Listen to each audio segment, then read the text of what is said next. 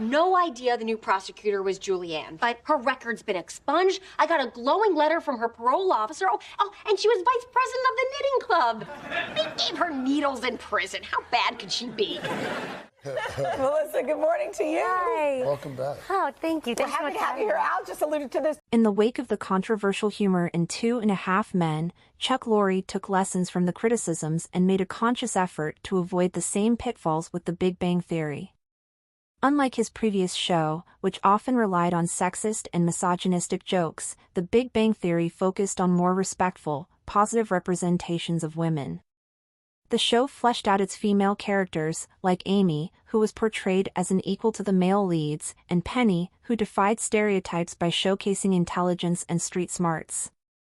Additionally, Kaley Cuoco's casting as Penny was crucial in shaping the show's success, especially after the original female lead, Katie, proved to be too toxic, nearly derailing the show. Lorre's shift in approach to female characters helped The Big Bang Theory become a cultural phenomenon. 2.5 Men never escaped a devastating design flaw Chuck Lorre avoided like the plague in The Big Bang Theory.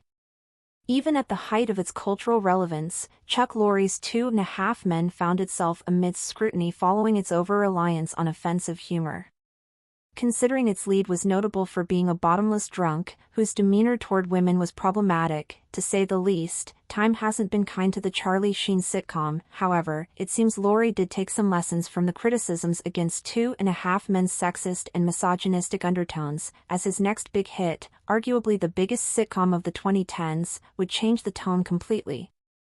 Chuck Lorre's The Big Bang Theory was more respectful with its approach to women in contrast to 2.5 Men, in which Charlie's demeaning demeanor toward women often served as the basis for comedic bits. With The Big Bang Theory, Chuck Lorre opted to flesh out the female characters more. While not entirely perfect, The Big Bang Theory mostly avoided sexist stereotypes and leaned towards a more positive and realistic representation of women. Moreover, unlike its predecessor, which used sexism as the crux of the joke, TBBT on the flip side tackled themes of sexism in the field of STEM, and characters such as Amy were shown as equal to their male counterparts. Another commendable aspect of the show is the characterization of Penny, as instead of resorting to the potential blonde stereotype, the show highlighted Penny's smartness.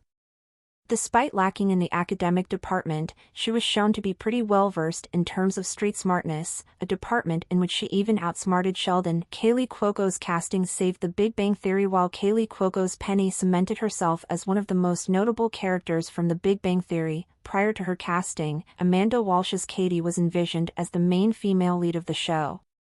However, unlike Penny, Katie came out as extremely toxic in the original pilot, which almost derailed the show entirely.